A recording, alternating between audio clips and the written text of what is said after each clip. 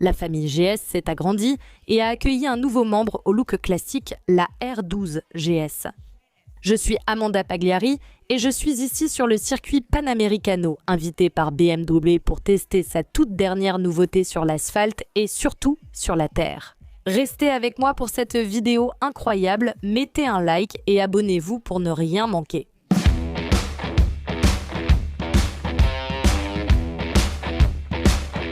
Inspirée par la première maxi trail du monde, qui a également été créée par BMW, je parle de la R80 GS. La R12 GS affiche un look très rétro.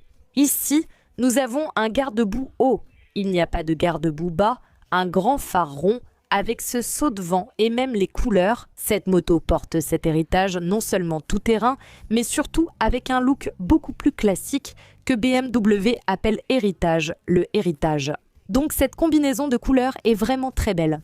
Je vais déjà vous parler des versions qui sont disponibles ici, au Brésil, mais en réalité, on a ici une moto avec un look beaucoup plus classique, un réservoir en métal et une touche plus rétro.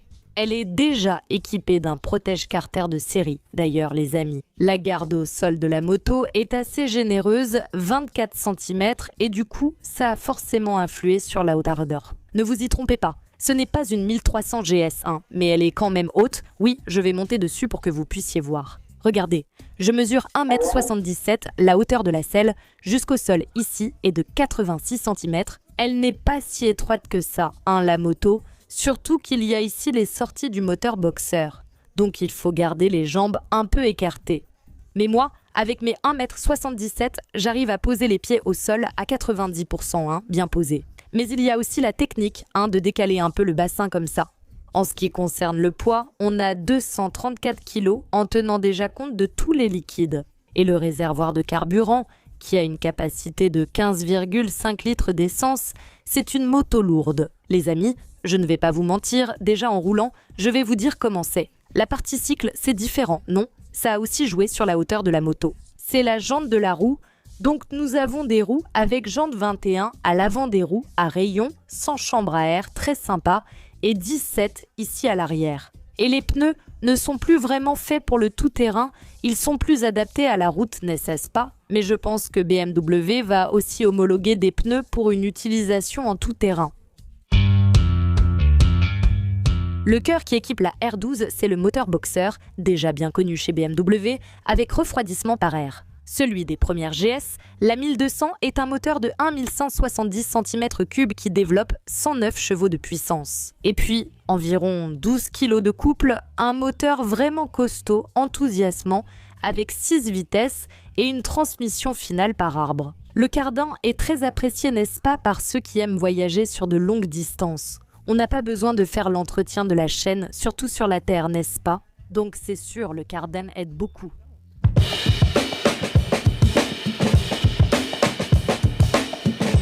Pour les suspensions, nous avons à l'avant une fourche télescopique, ici inversée, d'accord, avec 210 mm de débattement, et à l'arrière, nous avons le système paraléver avec 200 mm de débattement.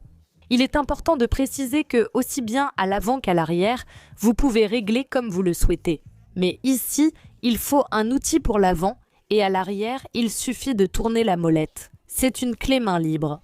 Au niveau de la technologie, nous avons l'ABS Pro, l'assistant de démarrage en côte et d'inclinaison appelé HSC, ainsi que l'assistant de changement de vitesse Pro qui est le Quick Shifter. Nous avons aussi le contrôle de la pression des pneus, le contrôle de traction dynamique, DTC, et le régulateur de vitesse qui est le pilote automatique. Nous avons aussi le contrôle dynamique de freinage, DBC, et le contrôle dynamique du frein moteur. Nous avons également des poignées chauffantes et un amortisseur de direction.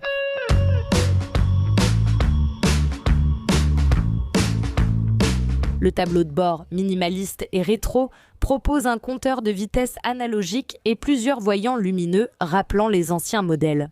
Il inclut aussi un ordinateur de bord et reste très simple. BMW a fait ce choix. Cependant, il y a déjà ici un support pour téléphone portable afin que vous puissiez connecter votre appareil, donc la moto est connectée. Avec le téléphone portable, vous pouvez accéder aux informations de la moto, avoir plusieurs informations de l'ordinateur de bord et tout le reste sur votre téléphone. C'est vraiment sympa. Et ici, sur ce petit écran, nous avons les informations. Dans le cas du kilométrage total, de l'odomètre, On change ici sur le tableau de bord. Là, nous avons trip 1, trip 2. Nous avons aussi la consommation de carburant. Nous avons aussi la vitesse à laquelle nous roulons, les informations de service, la tension de la batterie, ici la pression des pneus qui s'affiche et le régime moteur. Donc le régime sera seulement affiché en chiffres. Il n'y a pas de petit indicateur, ce que beaucoup de gens aiment pourtant. Température du moteur, horloge. Et ici, vous pouvez configurer votre tableau de bord avec les modes de conduite. Road, ici Enduro et Rain. Et donc en mode Enduro, là, oui, vous appuyez ici et vous pouvez désactiver le contrôle de traction. Quand il arrête de clignoter, cela signifie qu'il a été désactivé, mais ensuite, lorsque vous redémarrez la moto, il se réactive pour des raisons de sécurité.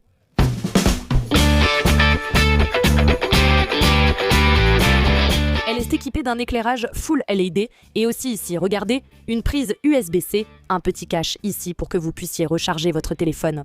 Bon, petite explication rapide de la fiche technique. Maintenant, passons à la partie la plus sympa, rouler ici sur la piste et aussi prendre la route en terre. Allons-y, musique. Franchement, pour prendre les virages avec cette moto, elle est vraiment excellente. Vraiment excellente, vraiment.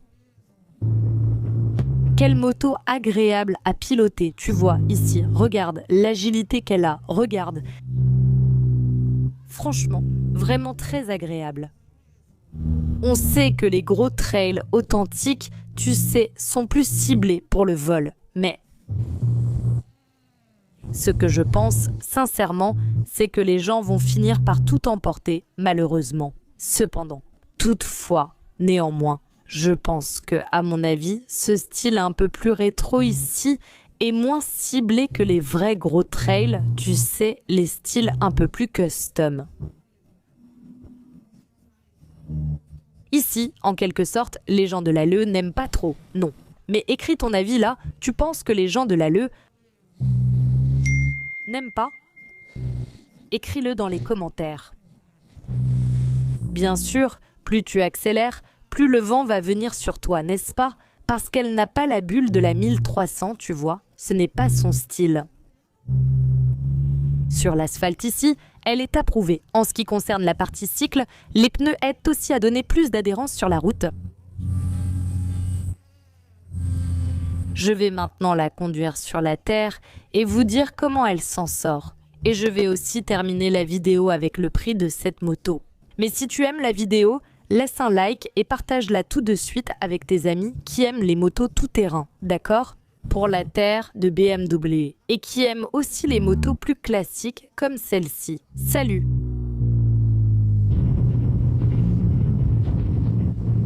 Salut!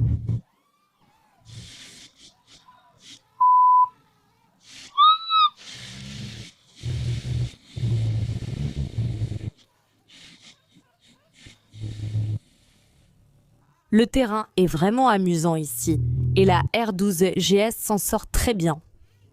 Waouh, je peux dire que je me sens même plus en sécurité qu'avec la mienne. Je ne sais pas si c'est le poids ou la stabilité, mais ici, sur la terre, elle est vraiment très stable. Oh là là, attention, attention au boss, au boss.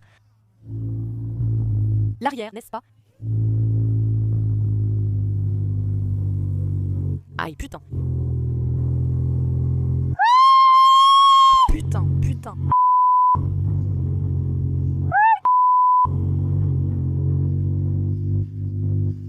Seigneur, mon Dieu, c'est ça? Mince mec, ma caméra est en train de tomber ici. J'ai un peu mal au bas du dos. Parce que je suis grande, je devrais relever son guidon ici.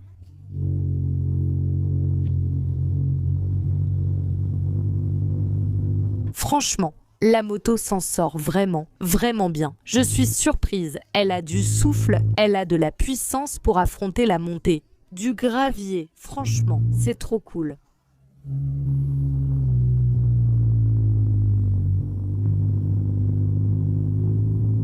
C'est certainement une option pour ceux qui aiment l'off-road et aussi ce style plus classique.